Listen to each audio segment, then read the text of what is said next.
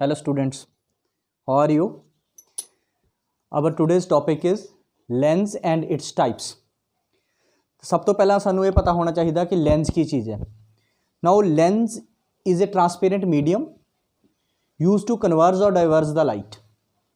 Lens ਕੀ ਹੈ? ਇੱਕ ਟਰਾਂਸਪੇਰੈਂਟ ਮੀਡੀਅਮ ਹੈ ਜਿਹਦੇ ਵਿੱਚ ਜਦੋਂ ਲਾਈਟ ਪਾਸ ਹੁੰਦੀ ਹੈ ਜਾਂ ਤਾਂ ਉਹ ਕਨਵਰਜ ਹੋ ਜਾਂਦੀ ਹੈ ਜਾਂ ਡਾਇਵਰਜ ਹੋ ਜਾਂਦੀ ਹੈ.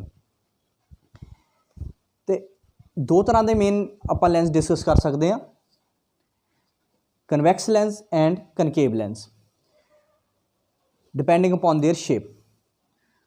ਔਰ ਇਹ ਜਿਹੜਾ ਲੈਂਸ ਹੈ ਇੱਕ ਡੈਫੀਨੇਸ਼ਨ ਆਪਾਂ ਹੋਰ ਵੀ ਮੇਨ ਦੇ ਸਕਦੇ ਹਾਂ ਕਿ ਜਿਹੜਾ ਟਰਾਂਸਪੇਰੈਂਟ ਮੀਡੀਅਮ ਹੈ ਹੁੰਦਾ ਕਿਵੇਂ ਦਾ? ਇਹ ਜਿਹੜਾ ਮੀਡੀਅਮ ਹੈ bounded by to curved surface, ਦੋ ਕਰਵਡ ਸਰਫੇਸ ਨਾਲ ਬਾਉਂਡਡ ਹੁੰਦਾ, ਜਾਂ ਦੋ ਕਰਵ ਹੋ ਸਕਦੇ ਆ ਜਾਂ ਵਨ ਕਰਵ ਹੋ ਸਕਦਾ, ਠੀਕ ਹੈ, ਜਾਂ ਵਨ ਪਲੇਨ ਹੋ ਸਕਦਾ. ਇਹਦੇ ਵਿੱਚ ਆਪਾਂ ਅਲੱਗ-ਅਲੱਗ ਟਾਈਪਸ ਤੇ ਜਿਵੇਂ ਦੋ ਕਰਵ,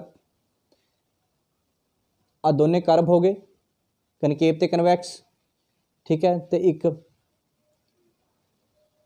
ਪਲੇਨੋ ਕਨਵੈਕਸ ਤੇ ਪਲੇਨੋ ਕਨਕੇਵ, that is bounded by two curved surface or one curve or one plane surface. Now convex and concave. Convex lens ਕੀ ਹੁੰਦਾ? The lens which is thick at the center and thin at its ends.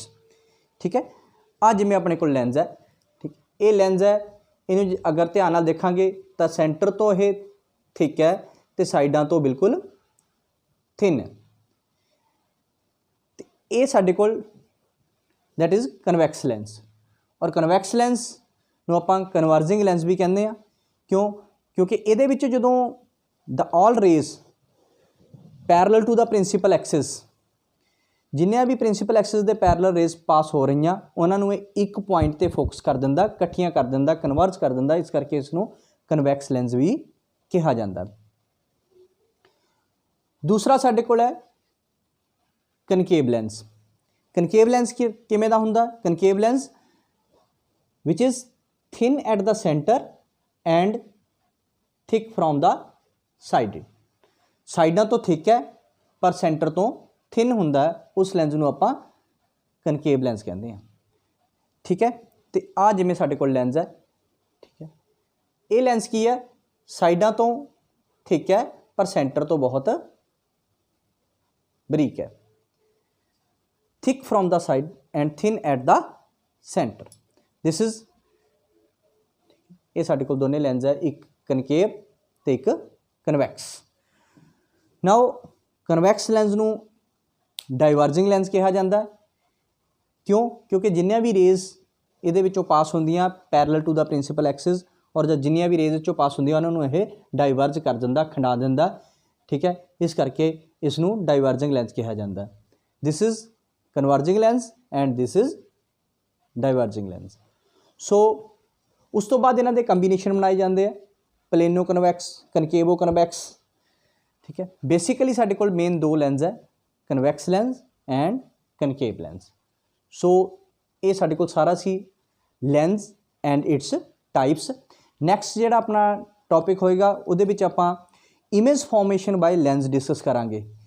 ਠੀਕ ਹੈ, ਤੇ ਸਾਡੇ ਕੋਲ different points ਹੈ, ਉਹਨਾਂ ਨੂੰ ਆਪਾਂ ਡਿਸਕਸ ਕਰਾਂਗੇ ਕਿ ਕਿਹੜੇ ਪੁਆਇੰਟ 'ਤੇ ਰੱਖ ਕੇ ਆਪਾਂ ਕਿਵੇਂ ਸਾਰੇ ਇਮੇਜ ਆਪਾਂ ਬਣਾਉਣੀ ਹੈ ਆਬਜੈਕਟ ਨੂੰ ਰੱਖ ਕੇ. ਤੇ ਇਹਦੇ ਵਿੱਚ ਇੱਕ ਹੋਰ ਗੱਲ ਹੈ, ਇਹ ਸਾਡੇ ਕੋਲ ਜਿਹੜਾ ਲੈਂਸ ਹੁੰਦਾ ਇਹ ਇੱਕ ਬੜੇ ਸਫੀਅਰ ਦਾ ਹਿੱਸਾ ਹੁੰਦਾ.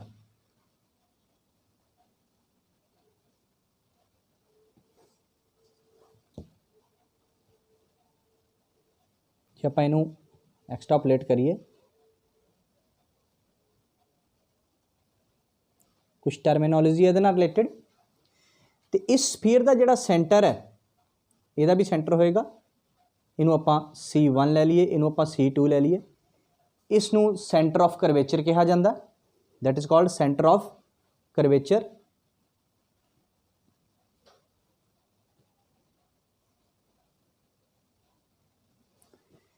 ਔਰ ਲੈਂਸ ਦਾ ਜਿਹੜਾ ਸੈਂਟਰ ਹੈ ਉਹਨੂੰ ਆਪਾਂ ਪੋਲ ਕਹਿੰਦੇ ਹਾਂ.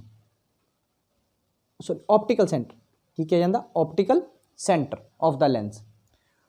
और जिहड़ी लाइन इन्हां दे विचों क्रॉस करदी है उसनूं प्रिंसीपल एक्सिस कहा जाता है, प्रिंसीपल एक्सिस कहा जाता है।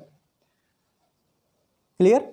और जिन्नियां भी लाइनस प्रिंसीपल एक्सिस तो पैरल साडे कोल आंदियां वो जिथे फोकस होंदियां उन्होंने आपां प्रिंसीपल फोकस कहते हैं, जां इस लेंस अपीयर टू फोकस हो रही हैं, अपीयर टू मीट और मीट एट ए पॉइंट, इन्होंने आपां की कहते हैं फोकस कहा जाता।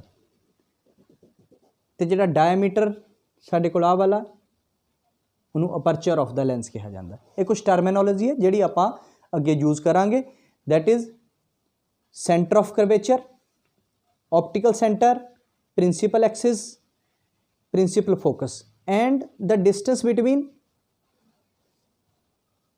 Optical centre and principal focus, इनू फोकल लेंथ कहा जाता है, that is called focal length. Clear. And distance between O and C, that is pole and centre of curvature, उन्होंने रेडियस ऑफ कर्वेचर कहा जाता है, radius of curvature and focal length.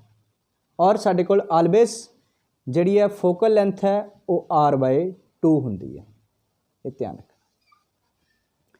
ਜਾਂ कह लो जिहड़ा रेडियस ऑफ कर्वेचर है वो lens की फोकल लेंथ का डबल होंदा। That's all related to lens and its terminology, types of lens. Thank you.